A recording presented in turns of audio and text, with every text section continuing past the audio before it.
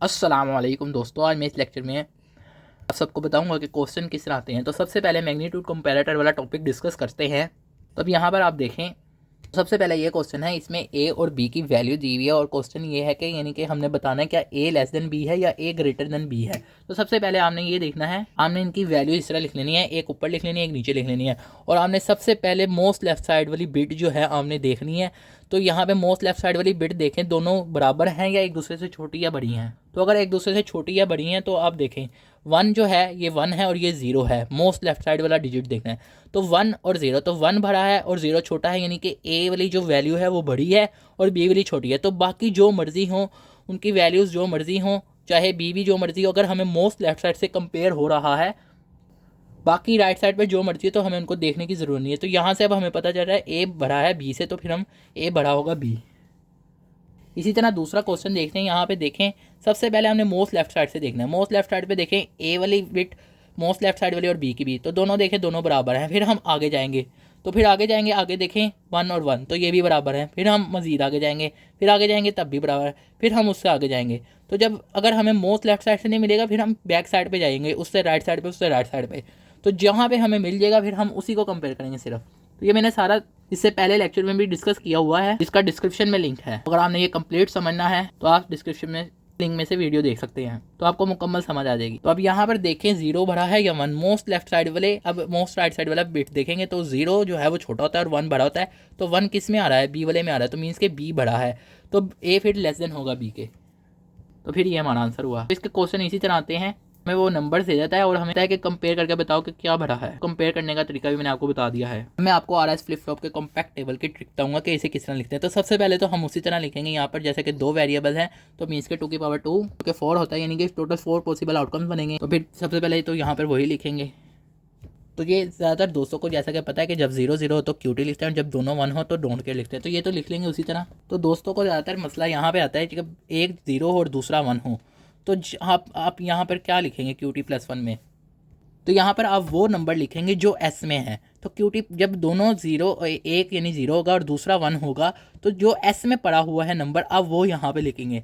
तो यहाँ पर एस में क्या पड़ा हुआ है, 1 पड़ा हुआ है, तो यहाँ पे 1 लिखेंगे। और यहाँ पे भी देखें दोनों ऑपोजिट नंबर है आर और एस, तो यहाँ पे जो एस में पड़ा है सिर्फ वही नंबर आपने लिखना है। तो जैसा कि जब दोनों अपोजिट थे, यानी आर और एस दोनों इनपुट्स अपोजिट थे एक दूसरे के, तो फिर एस में जो पड़ा था वो लिखा। इसी तरह यहाँ पे भी। तो ये इस वजह से बताया क्योंकि बाज़ डायरेक्ट क्वेश्चन आया था कि आर एस फ्लिप फ्लॉप का कॉम्पैक्ट टेबल बनाए, तो फिर ये बनाना पड़ता है। उसके अलावा जब हमने इसके मज़ीद आगे क्वेश्चन आते हैं काउंटर्स वाले, तो उसमें भी हमें आर एस फ्लिप फ्लॉप वगैरह यूज़ करना पड़े तो हमें उसका कॉम्पैक्ट टेबल की, एक्साइटेशन टेबल की ज़रूरत पड़ती है। वो इस तरह आप पहले अगर तफसील से लिखेंगे तो ये मुश्किल तरीका होगा, अगर आप ये ट्रिक के मुताबिक करेंगे तो ये आप जल्दी लिख सकते हैं। उसके बाद इसके एक्साइटेशन टेबल का डिस्कस करते हैं। तो एक्साइटेशन टेबल में जैसे कि ये टोटल 2 है वेरिएबल, तो 4 पॉसिबल आउटकम्स होंगे, तो वो यहाँ पे लिख लेते हैं सबसे पहले। और इन दोनों के लिए जो ये 2 रोज़ हैं, तो यहाँ पे 0 1 है तो यहाँ पे भी 0 1 लिखेंगे। और अगर 1 0 होगा तो 1 0, यानी कि जब क्यूटी और क्यूटी प्लस 1 दोनों ऑपोजिट होंगे तो यहाँ पे जो दोनों होंगे वही इस तरह लिखेंगे। अगर 0 1 है तो 0 1, और अगर 1 0 है तो 1 0। लेकिन जब दोनों 0 होंगे या दोनों 1 होंगे तब हम किस तरह लिखेंगे। तो इसके लिए आपको कैरेक्टरिस्टिक टेबल की जरूरत पड़ेगी, यानी कि इसकी सिंप्लीफाइड एक्सप्रेशन जो निकलती है, जो कि ये है, जो कि मैंने आपको पहले बताई हुई भी है, तो उसका भी लिंक है। जितनी भी ट्रिक्स मैं बता रहा हूँ, अगर आपने इन ट्रिक्स के बगैर इनको याद करना है, इनको समझना है, तो उन सबका डिस्क्रिप्शन में लिंक है, अगर आप तफसील से और विदाउट ट्रिक्स समझना चाहते हैं। तो ये इसकी सिंप्लीफाइड एक्सप्रेशन है। अब जब क्यूटी और क्यूटी प्लस 1 दोनों 0 है, तो यहाँ पे भी दोनों 0 लिख देंगे। यहाँ पे क्यूटी प्लस 1 की जगह भी 0 और इसकी जगह भी क्यूटी की भी जगह 0। यहाँ पर क्यूटी प्लस 1 की जगह भी 0 लिख दिया और क्यूटी की जगह 0। तो जब 0 को मल्टीप्लाई किया तो 0 हो गया, और ये हमारे पास एस फाइनली 0 आ गया, तो फिर हम एस में 0 लिखेंगे। और अगर आप यहाँ पे देखें, हमें आर मालूम नहीं है, तो आर हमें मालूम नहीं है, फिर हम उसको डोंट केयर करेंगे, क्योंकि हमें पता ही नहीं है कि आर क्या है, या ना हमें पता है आर 0 है, ना पता है हमें आर 1 है। मीन्स कि अगर यहाँ पे आप देखें एस इज इक्वल है 0, तो यहाँ पे हमें आर के बारे में नहीं पता चल रहा, फिर हम आर को डोंट केयर कर देंगे। अब जब 0 0 में डोंट केयर 0 है, तो 1 1 में हम क्या करेंगे, ये 0 जो है इस तरफ आ जाएगा और डोंट केयर इस तरफ चला जाएगा, यानी कि ये जो चीज़ है इसको रिवर्स करके इधर लिख देंगे। तो ये इसको लिखने की ट्रिक है। तो इस तरह लिखना है, यानी कि ये एक्स यानी डोंट केयर 0 था, तो यहाँ पे क्या कर दिया, इसका रिवर्स कर दिया, 0 डोंट केयर कर दिया। इसी चीज़ को रिवर्स करके लिख दिया, जो 0 0 में था 1 1 में उसके रिवर्स कर दिया। आगे जेके फ्लिप फ्लॉप के कॉम्पैक्ट टेबल को डिस्कस करते हैं, यानी इसकी ट्रिक को। सबसे पहले यहाँ पे पॉसिबल आउटकम्स लिख लेंगे जेके की। जैसा कि आपको यहाँ पे पता होगा कि 0 0 को हम क्यूटी लिखते हैं और 1 को क्यूटी कॉम्प्लीमेंट लिखते हैं। इसको यूँ भी कर सकते हैं कि उसके बाद 0 1 है तो 0 1। अब यहाँ पे देखिए, जब जे जो है 0 और के 1 हो, यानी कि और जे 1 हो या 0, यानी कि जब जे के दोनों इनपुट्स ऑपोजिट हों तो फिर हम क्या करेंगे, तब हम QT+1 में क्या लिखेंगे। तो यहाँ पर ज़्यादातर इशू आता है। तो QT+1 में हम वो लिखेंगे जो हमारे पास जे में पड़ी हुई है। तो जे में इस वक्त क्या पड़ा हुआ है, जब दोनों ऑपोजिट है जे और के इनपुट्स, तो जे में पड़ा हुआ है 0, तो यहाँ पे 0, और यहाँ पे क्या पड़ा हुआ है जे में 1, तो 1 कब, जब दोनों इनपुट्स एक दूसरे के ऑपोजिट है। तो ये जे के कॉम्पैक्ट टेबल की लिखने की ट्रिक है। जे के का एक्साइटेशन टेबल डिस्कस करते हैं कि इसकी ट्रिक, सबसे पहले इसकी पॉसिबल आउटकम लिख लेंगे, उसका जो कैरेक्टरिस्टिक टेबल है यानी कि इसकी जो सिंप्लीफाइड एक्सप्रेशन है वो भी लिखेंगे, और उसको भी याद करने की मैं आपको ट्रिक बताता हूँ। ऐसा कि आप जानते हैं जे के फ्लिप फ्लॉप में जे के हमारे पास इनपुट्स होती हैं और QT कॉम्प्लीमेंट एज आउटपुट होती हैं। सबसे पहले तो इनको इस तरह लिख लेंगे। तो अब हम क्या करेंगे, उसके बाद हम ये वाली चीज़ को इसके साथ मल्टीप्लाई कर देंगे और इस चीज़ को इससे मल्टीप्लाई कर देंगे और आपस में प्लस कर देंगे। मीन्स के यूँ, मीन्स के ये वाले फैक्टर को हमने इसके साथ मल्टीप्लाई कर दिया और प्लस लगाया, फिर उसके बाद ये वाले फैक्टर को हमने इसके साथ मल्टीप्लाई कर दिया। तो उसके बाद हमने इसमें मजीद थोड़ी सी चेंजिंग करनी है। अब यहाँ पे देखिए QT कॉम्प्लीमेंट जो है हमारे पास फैक्टर और यहाँ पे QT है। तो अब QT कॉम्प्लीमेंट एक फैक्टर हमारा कॉम्प्लीमेंट में है इसका, और इसके देखें इसके दोनों ही फैक्टर कॉम्प्लीमेंट के बगैर हैं। तो फिर हम क्या करेंगे कि ये जो कॉम्प्लीमेंट है इसे तो इसी तरह रहने देंगे, और यहाँ पे अगर हम QT है तो अब हम इसको कॉम्प्लीमेंट नहीं करेंगे, हम QT के साथ वाला जो दूसरा फैक्टर है उसे कॉम्प्लीमेंट कर देंगे। मीन्स के यूँ, यानी जो हमारे पास QT वाला फैक्टर है उसके साथ जो वेरिएबल है हम उसको के कॉम्प्लीमेंट, यानी के है तो के कॉम्प्लीमेंट, यानी उसको कॉम्प्लीमेंट करें, तो हमारी ये जो है सिंप्लीफाइड एक्सप्रेशन निकल आई इस तरह। तो इस तरह भी आप निकाल सकते हैं। ये ट्रिक है कि किस तरह लिखनी है। सबसे पहले हमने इनपुट्स लिखनी है जे के और आउटपुट लिखनी है, और ये वाली इनपुट को इससे मल्टीप्लाई कर देना है और फिर इसको लेकर इसके से कर देना है और आपस में प्लस कर देना है। जो QT वाला फैक्टर है उसके साथ जो है उसको हमने इसके साथ कॉम्प्लीमेंट लगा देना है, यानी जो भी वेरिएबल है उस वेरिएबल को कॉम्प्लीमेंट में लिखना है। तो ये ट्रिक है जे के फ्लिप फ्लॉप की सिंप्लीफाइड एक्सप्रेशन लिखने का। अब ये वाला केस डिस्कस करते हैं, जब दोनों 0 हैं तो दोनों 0 QT+1 में भी 0 पुट कर देना और QT में 0 पुट कर देना है। तो अब ये यहाँ पे हमने सिंपल वैल्यूज पुट करनी है। तो जब QT+1 भी 0 था तो मैंने 0 पुट किया, और QT भी 0 था तो QT 0 था, तो 0 का कॉम्प्लीमेंट और 0 का कॉम्प्लीमेंट, इसी तरह के कॉम्प्लीमेंट और यहाँ पे 0। तो के कॉम्प्लीमेंट जब किसी को 0 से मल्टीप्लाई तो 0 आ जाएगा, और 0 का कॉम्प्लीमेंट जो होता है वो हम जानते हैं 1 होता है।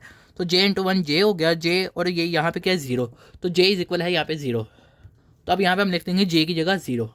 अब यहाँ पे देखें J 0 है, हमें यहाँ पे K का नहीं पता, तो फिर हम K को डोंट केयर लिख देंगे। इसी तरह 0 1 है तो 0 1 वाला पुट करेंगे यहाँ पर, यानी जब QT 0 है और QT+1 जो है वो 1 है तो वो हम पुट करेंगे इस एक्सप्रेशन में यहाँ पर।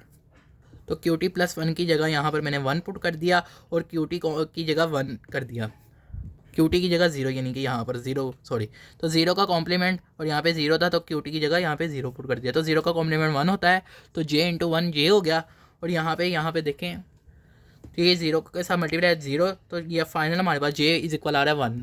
तो फिर हम यहाँ पर J में 1 लिख देंगे। अगर हम यहाँ पे देखें, यहाँ पे भी हमें K का नहीं पता कि क्या है, K क्या है इसके लिए, तो फिर हम K को डोंट केयर कर देंगे। अब 0 1 में देखें क्या है, 0 1 में जो चीज़ आई है ना, तो 0 1 और 1 0 क्या है, 1 0 इसका रिवर्स है, 1 0 जो है वो 0 1 का रिवर्स है। तो इसमें जो भी हमारे पास ये आई है तो हम इसको भी रिवर्स करके लिख देंगे। तो ये 0 1 था, जब इसको रिवर्स करेंगे तो 1 0 होता है, तो इसके अंदर क्या आ रहा है 1 डोंट केयर है, तो फिर इसका जो रिवर्स करेंगे क्या होगा, डोंट केयर 1 होगा, यानी कि डोंट केयर इस तरफ आ जाएगा और 1 इस तरफ आ जाएगा। इसी तरह यहाँ पे जिस तरह हमने RS में किया है, तो 0 0 में जो भी चीज़ पड़ी है 1 1 में हम उसको रिवर्स कर देंगे। तो 0 0 में 0 डोंट केयर पड़ा है और 1 1 में क्या करेंगे, हम ये जो है इसको रिवर्स कर देंगे, यानी डोंट केयर 0 कर देंगे। तो इस तरह इसका एक्साइटेशन टेबल बनाने की ट्रिक है। किस तरह बनाते हैं, ये एक इजी वे है लिखने का। उसके बाद T फ्लिप फ्लॉप पर रह गया है। तो T फ्लिप फ्लॉप की मैंने कॉम्बिनेशनल डायग्राम जो है वो डिस्कस नहीं की थी पहले, तो मैं अब डिस्कस कर रहा हूँ। तो सबसे पहले उसी तरह के RS लैच की तरह हम एक RS लैच बनाएंगे, जो कि यहाँ पे ये बना हुआ है, ये RS लैच का पार्ट है। उसके बाद JK फ्लिप फ्लॉप की तरह हम क्या करेंगे, JK फ्लिप फ्लॉप की तरह हम इसके एक इनपुट को इसके साथ जोड़ देंगे और इसकी इनपुट को इसके साथ जोड़ देंगे।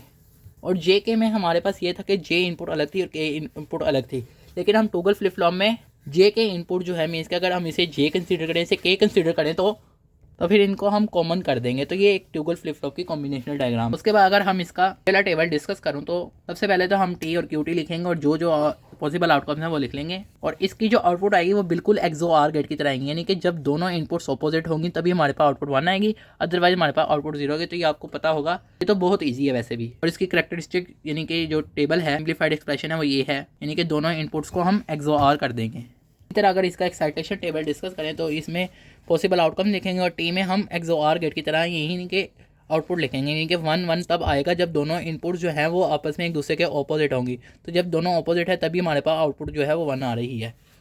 ये तो बहुत इजी है। और इसका अगर कॉम्पैक्ट टेबल डिस्कस करें तो इसमें जैसा कि एक सिंगल इनपुट है तो फिर हमारे पास दो पॉसिबल आउटकम्स होंगे 2 की पावर 1, यानी कि 2 पॉसिबल आउटकम्स 0 और 1। तो जब 0 होगा तो QT + 1 QT होगा, और जब 1 होगा तो फिर उसका रिवर्स होगा, यानी कि टूगल होगा। यानी टूगल का मतलब रिवर्स कर देना किसी चीज़ को। तो 1 में जो होगा हमारे पास QT कॉम्प्लीमेंट। तो ये बहुत इजी चीज़ है। इसके अलावा डी फ्लिप फ्लॉप है, इसके बारे में MCQs अगर आएगा तो ये आ सकता है कि डी फ्लिप फ्लॉप किस लिए यूज़ होता है, तो वो स्टोर करने होता है, सिंगल बिट ऑफ डाटा को स्टोर करता है, इस वजह से यूज़ होता है। और इसकी कॉम्बिनेशनल डायग्राम भी रह गया है, वो भी आपको दिखाता हूँ। तो इसकी कॉम्बिनेशनल डायग्राम भी बिल्कुल ईजी है। सबसे पहले RS लैच बनाना है, और फिर हमने उनकी एक इनपुट को जो है वो जैसा कि एंड गेट से जोड़ देना है, और उस एंड गेट की भी जो एक एक इनपुट है उसे क्लॉक पल्स से जोड़ेंगे, और एक हम डी लेंगे इनपुट और उसको हम नॉट गेट से गुजारेंगे, और उसको पहले ऊपर वाले एंड गेट से जोड़ेंगे और नॉट गेट वाले इनपुट को, और जो सिंगल इनपुट है यानी कि उसे हम इससे जोड़ेंगे। तो ये इसकी कॉम्बिनेशनल डायग्राम है। इसके अलावा इसकी ये ब्लॉक डायग्राम है। तो हम इसमें जो भी इनपुट देंगे डाटा में तो वही हमें उसको मिलेगी। तो अगर हम डाटा में 0 देंगे तो क्यू हमें 0 मिलेगा, अगर डाटा में हम 1 देंगे तो क्यू में हमें 1 मिलेगा। अगर आप इसका टेबल देखें तो यहाँ पे QT जो मर्जी है तो QT + 1 में वही चीज़ आ रही है जो D में पड़ी है। तो D में 0 है तो 0 QT में जो मर्जी पड़ा हो।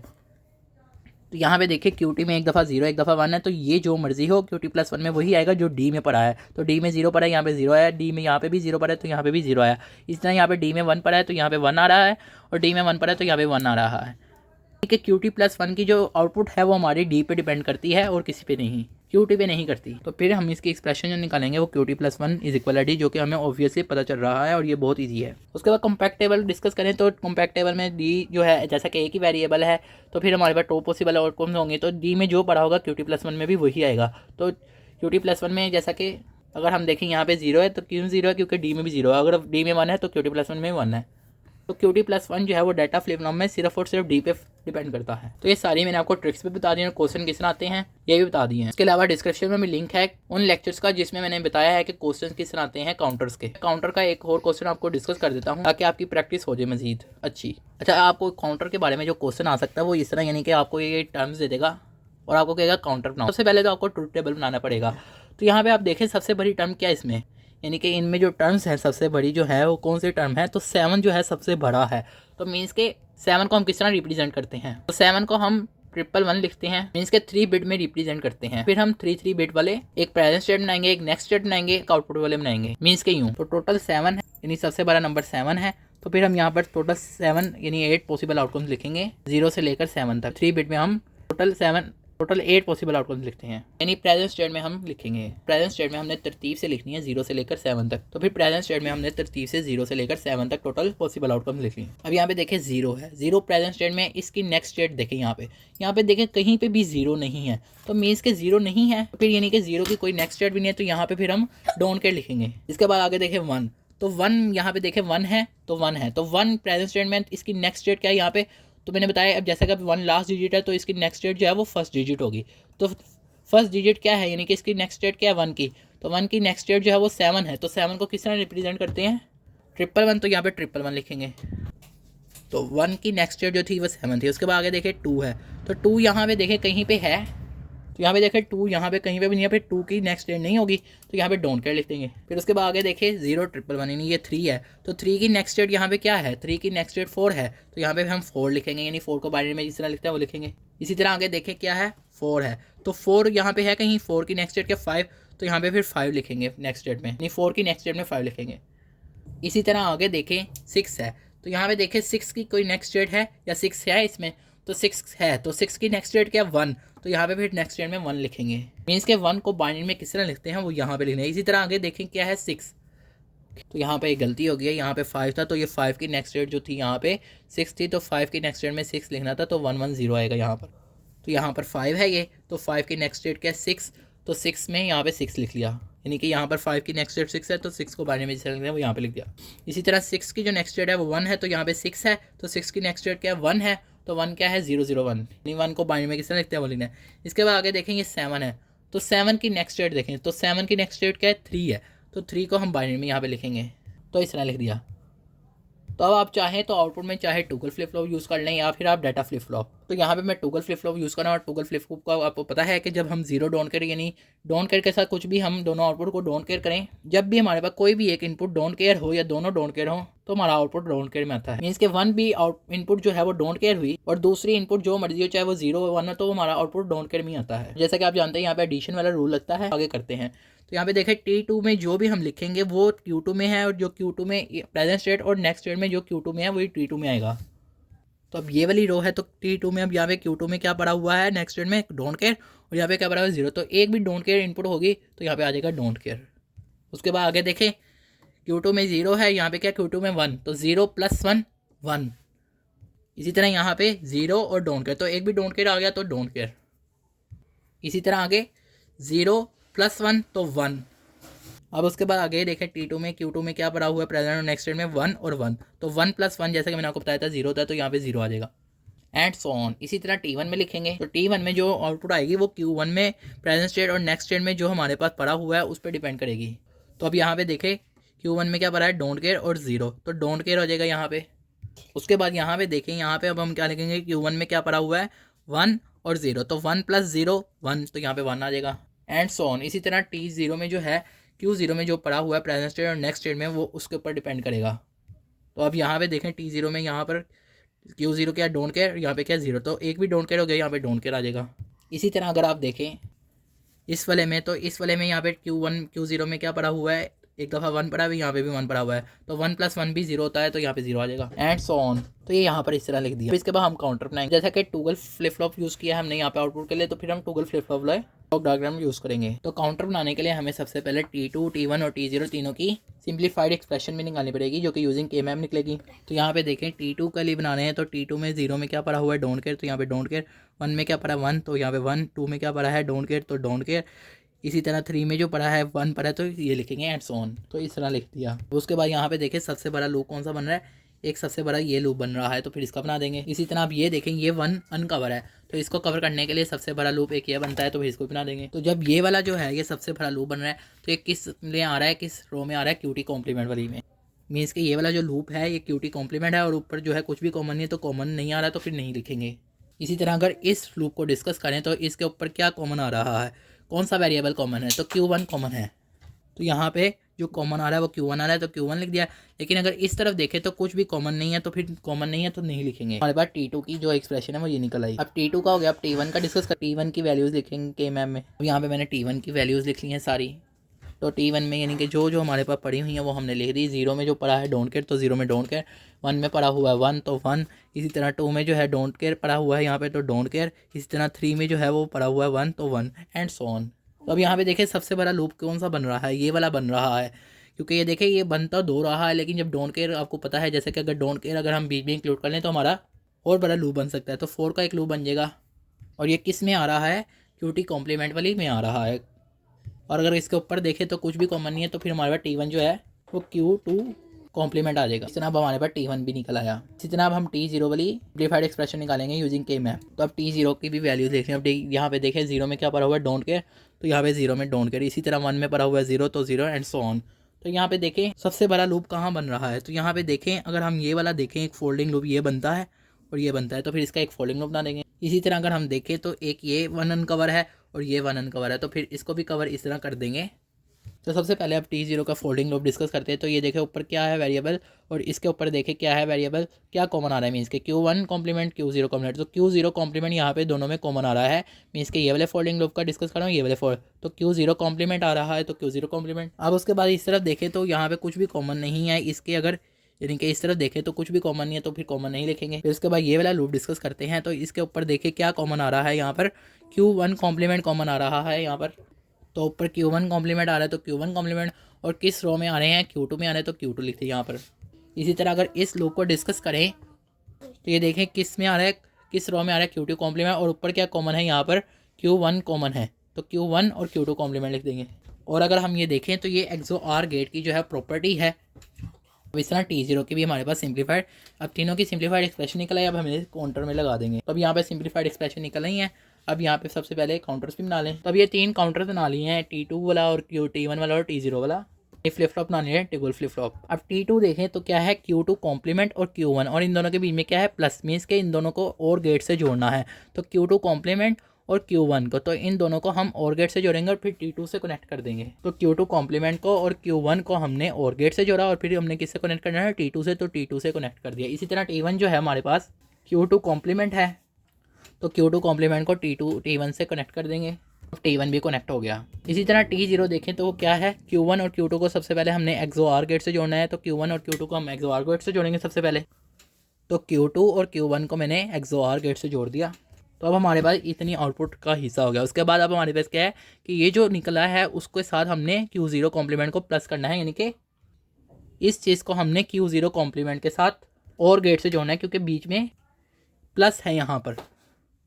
तो Q0 कॉम्प्लीमेंट को हमने OR गेट के साथ जोड़ दिया, ये वाली आउटपुट को।